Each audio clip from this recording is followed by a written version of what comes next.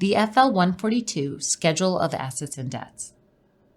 This is one of the two disclosure forms you will prepare to complete your declaration of disclosures. The other form is the FL-150 Income and Expense Declaration. You do not file this form. Instead, you will file an FL-141 later on, stating that you completed and provided it to your spouse. You must also attach to this form all the requested statements. You want to make sure you keep a copy of what you provided your spouse so there are no questions that you properly exchanged and met your duties to disclose. A good idea would be to make an electronic copy of the entire FL-142 package that you give your spouse so you have it for safekeeping. You can also do this form with your spouse or collaborate on how to get it done. At the end, both your forms should match. You will put all assets, community, and separate for both of you and your spouse on this form. Now, let's begin. To prepare the schedule of assets and debts, first fill in the caption. The instructions can be found in the caption tutorial. Let's take a brief look at this form. You will see that there are various categories of property on the first 3 pages. Then on the last page, there are categories of debts. In the first column, you are putting in the asset information. In the second column, you mark the box with P if it is petitioner's separate property and an R if it is respondent's separate property. You do not use this column to say who will get the property. If you have property that is mixed, write that into the asset description in column number 1 with as much identifying information you have. For example, $10,000 inheritance used towards purchase. This way you can keep track of these issues and use it for future negotiations. In the third column, you put the date you received the property, for example, when you bought it. In the fourth column, you put in the fair market value of the property, and in the fifth, if there are any debts against the property. For the last page, though, the columns are slightly different since you are dealing with debts. Instead, column 3 is the amount of the debt, and column 4 is when you incurred the debt. Now let's go over some of these categories. Number 1 is for real property that you own, like your family home or a rental property. You might also put a timeshare here, or you can put it in number 16. If you have not done an appraisal, you can provide an estimate and use an online appraisal site. If there are any separate property claims, write that in the space in column 1. For example, down payment of $15,000 from petitioner's SP. If the entire property is separate, mark the second column. You will also need to attach a copy of the grant deed and the latest mortgage or loan statement. For number 2, you can list household furniture, or you can simply put miscellaneous, already divided between the parties.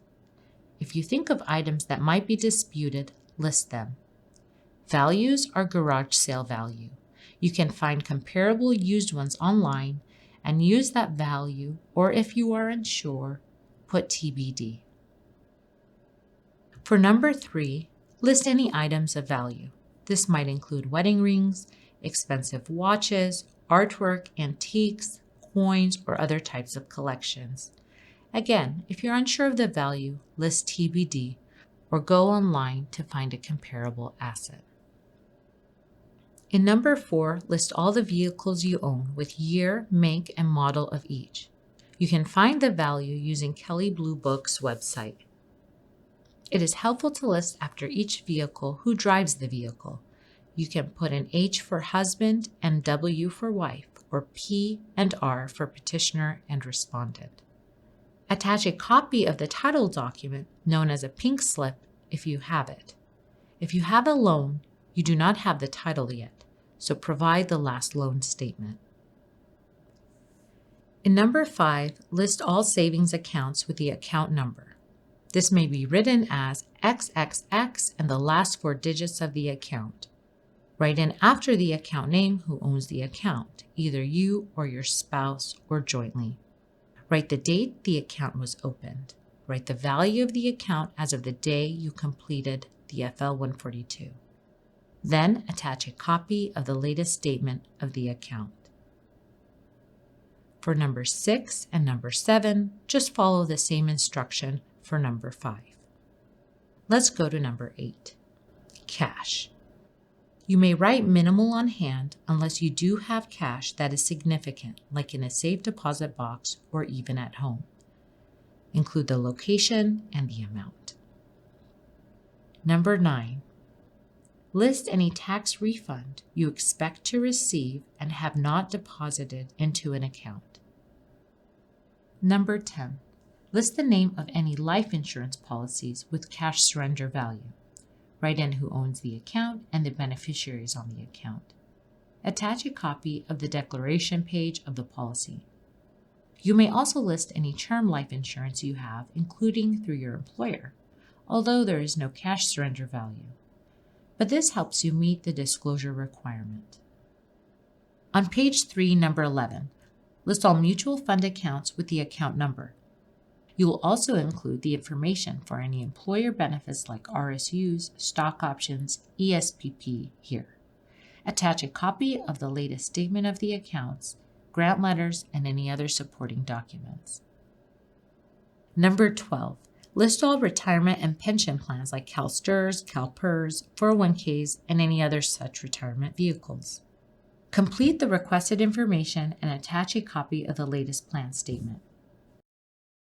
In number 13, list all profit-sharing annuities, IRAs, and deferred compensation accounts. Continue as you did in number 12. For number 14, if anyone owes you money, list that here. Attach a copy of a note or evidence of the debt if you have it. For number 15, list any partnership or business interests that either you or your spouse own. Attach a copy of the most current K-1 form or Schedule C from your latest tax returns. Number 16. This is really for any other assets you might have. You can list children's accounts, airline miles, credit card points, and timeshares. Write in after the asset whose name is listed on the account. If it's a child's account, state which parent holds the account with the child. In number 18, total the value of the assets and debts from pages 1 through 3. Let's turn to page 4, which is related to the debts you both may have. Number 19 is about student loans. List any that either of you have and list who owns the loan, the amount of the loan, and when it was incurred. If you co-signed on a student loan for your child, make sure you list it here. Number 20, list any taxes that are owed, whether federal, state, or property taxes. List the amount owing and the date incurred. Number 21, list any spousal or child support arrears that either of you have incurred from a previous relationship. List the total amount owed. Number 22, list any loans that either of you have, listing the institution to whom it is owed. List the amount owed and when it was incurred. Number 23, credit cards. List all credit card accounts with the account number and whose name is on each credit card. Number 24, list any other debts that either one of you may have. Then, in number 26, put in the total amount of debts, and in number 27, the number of pages you're attaching to the FL-142. These would be your supporting documents. Then, at the bottom of the page, date, print your name, and sign.